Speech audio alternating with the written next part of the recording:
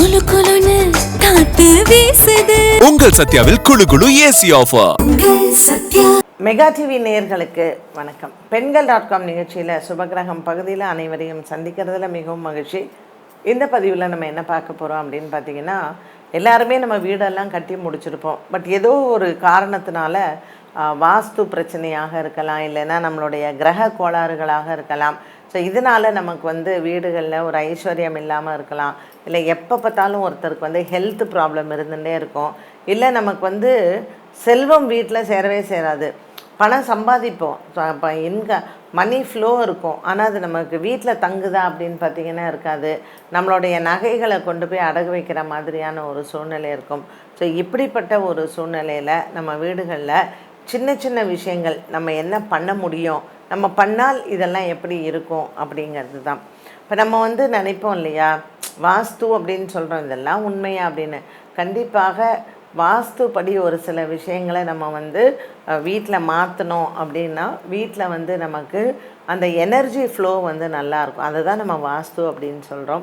So இந்த மீன் தொட்டி வைக்கக்கூடிய வழக்கம் எதற்கு அப்படின்னு பார்த்திங்கன்னா, அந்த வீட்டில் இருக்கக்கூடிய நெகட்டிவ் எனர்ஜியை எல்லாமே, ஏன்னா ஒரு வாட்டர் ஃபால் இருக்குதுன்னு வச்சுக்கோங்களேன், ஒரு நீரோட்டம் இருந்துக்கிட்டே இருக்குது அப்படின்னா அங்கே அந்த இடத்துல எல்லாமே மகாலட்சுமி அம்சம் கண்டிப்பாக இருக்கும்.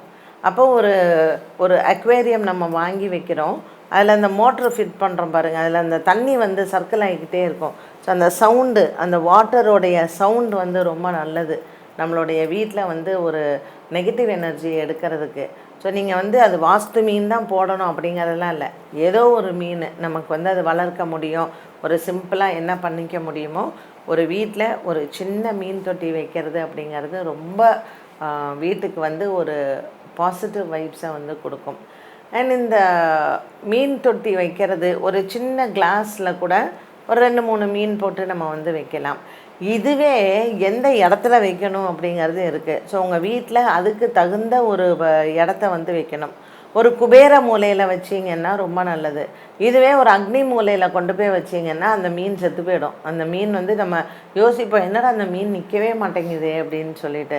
அதனால் நீங்கள் எப்போவுமே அந்த மீன் தொட்டி வாங்கி அந்த மீன் சம்மந்தப்பட்ட அந்த ஒரு குடுவையோ இல்லை இந்த மீன் நம்ம அது வைக்கக்கூடிய ஒரு இடமோ வீட்டினுடைய என்ட்ரன்ஸு, ஒரு வீட்டை நம்ம உள்ளே வரோம், ஒரு நுழைவாயிலில் ஒரு ஓரமாக நம்ம வச்சோன்னா அதுவும் நமக்கு நல்லது தான். ஸோ வீட்டுக்குள்ளே ஒரு சின்ன குடுவையிலெல்லாம் வைக்கிறோம் அப்படிங்கும்பொழுது அது குபேர மூலையில் வைக்கிறது நல்லது.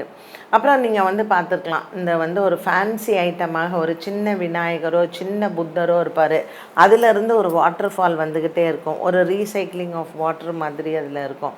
அந்த மாதிரியான சில வாட்டர் சோர்ஸஸ் இல்லை, அந்த மாதிரியான ஃபவுண்டன்ஸ் ரொம்ப நம்ம கண்ணுக்கும் நல்லது, நம்ம காதுக்கும் நல்லது, நம்ம வீட்டுக்குமே ஒரு நல்ல எனர்ஜி கொடுக்கக்கூடிய ஒரு இடம். ஸோ நீங்கள் உங்கள் வியாபார ஸ்தலங்கள் இல்லை நம்ம வீடுகளில் ஏதாவது ஒரு விதத்தில் அந்த வாட்டர் சைக்கிள் ஆற மாதிரியான ஒரு ஃபவுண்டன் மாதிரி இருக்கக்கூடிய சில அமைப்புகளை நம்ம வீட்டில் வைக்கலாம். இதெல்லாம் அந்த செல்வ செழிப்பை நமக்கு அதிகரிச்சுக்கிட்டே இருக்கும். ஐயோ இதெல்லாம் காசு கொடுத்து வாங்கணும், இதெல்லாம் என்னால் முடியாது, எவ்வளோ தான் இதுக்கு செலவு பண்ணுறது அப்படின்னு ஒரு சிலர் யோசிப்பாங்க இல்லையா. உங்களுக்கான ஒரு சிம்பிள் ரெமெடி என்ன தெரியுங்களா, வீட்டு வாசலில் இந்த நிலக்கால் இருக்கும்.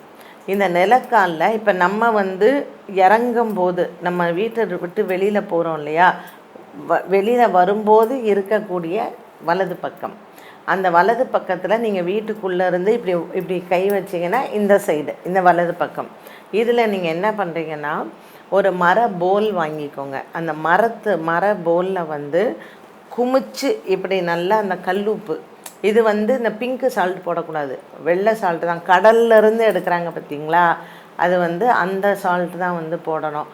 ராக் சால்ட் போடக்கூடாது, இந்த கடல்லேருந்து சீ சால்ட்டு தான் போடணும். கடல்லேருந்து எடுக்கக்கூடிய அந்த உப்பு, அந்த கல் உப்பு நம்ம நல்லா குமிச்சு கோபுரம் மாதிரி அதில் குமிச்சிருக்கணும்.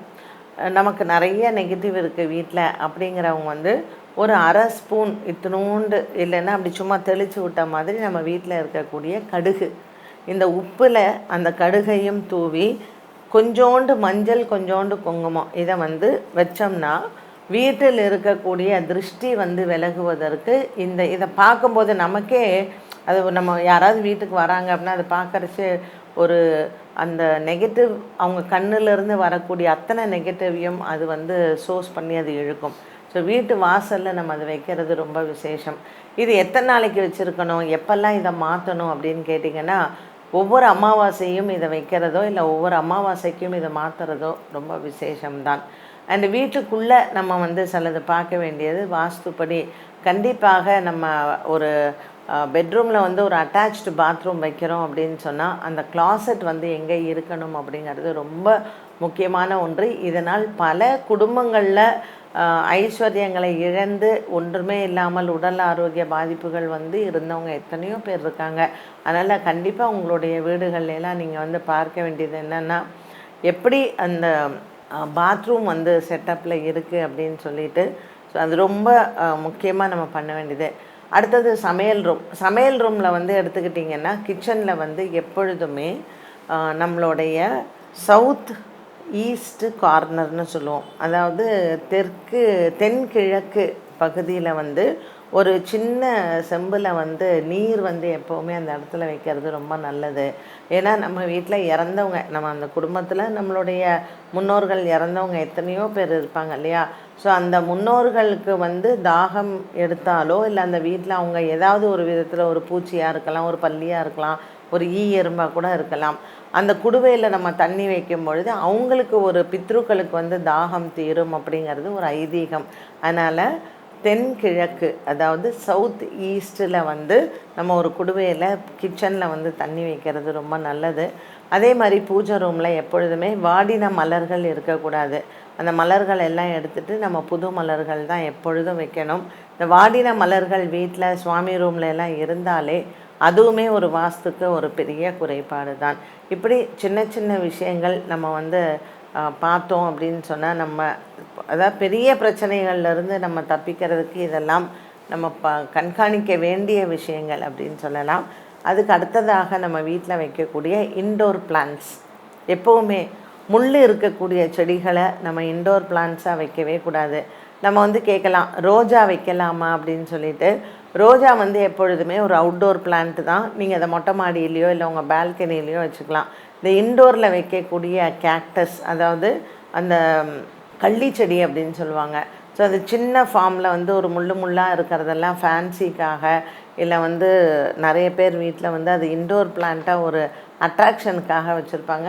இன்டோர் பிளான்ட்டில் எதுலேயுமே முள் இருக்கக்கூடிய செடிகள் வீட்டுக்குள்ளே இருக்கவே கூடாது.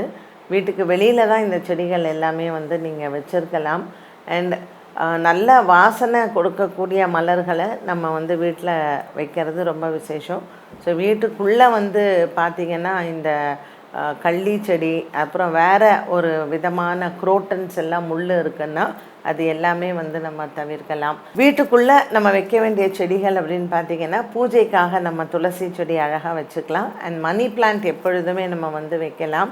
அண்டு மூங்கில் செடி, பேம்பு பிளான்ட் இருக்கு இல்லைங்களா, அதெல்லாமும் வீட்டில் நல்ல ஒரு ஆக்சிஜனை கொடுக்கும். அண்டு வீட்டில் இருக்கக்கூடிய நெகட்டிவை அது கண்டிப்பாக வெளியில் தள்ளும். அண்ட் இந்த விஷயங்கள் எல்லாத்தையுமே நம்ம எதெல்லாம் பண்ண முடியுமோ சின்ன சின்ன விஷயங்கள் ரெக்டிஃபை பண்ணிகிட்டே நம்ம வந்தோம்னா, வாஸ்து டிஃபெக்ட்ஸ் இருந்தால் கூட இது எல்லாம் ஓரளவுக்கு நமக்கு கரெக்ட் பண்ணோம். அண்டு இது பெருசாக ஒரு நீங்கள் வந்து அக்னி மூலை, ஈசான்ய மூலை, இந்த இதெல்லாம் மாற்றி ஏதாவது வீடு கட்டியிருந்தீங்க அப்படின்னா இந்த சின்ன சின்ன விஷயங்கள் எல்லாம் உங்களுக்கு ஒர்க் அவுட் ஆகாது. ஸோ ஒரு வசனம் கூட சொல்லுவாங்க, கடப்பாறையை முழுங்கிட்டு சுக்கு கஷாயம் குடித்த கதை தான் அப்படின்ட்டுன்னு. நம்ம இருக்கிற வீட்டில் ஒரு நல்ல பாசிட்டிவ் வைப் வர்றதுக்கு இது எல்லாத்தையும் நீங்கள் ஃபாலோ பண்ணலாம். என்ன நேயர்களே, இன்றைய பெண்கள்.com நிகழ்ச்சியில் சுபகிரகம் பகுதியில் வாஸ்து சம்பந்தப்பட்ட ஒரு சில விஷயங்கள் எப்படி நம்ம மாற்றி அமைக்கலாம்ங்கிறத பார்த்தோம். மீண்டும் சந்திக்கும் வரை நன்றி, வணக்கம். உங்கள் சத்யாவில் குளு குளு ஏசி ஆஃபர்.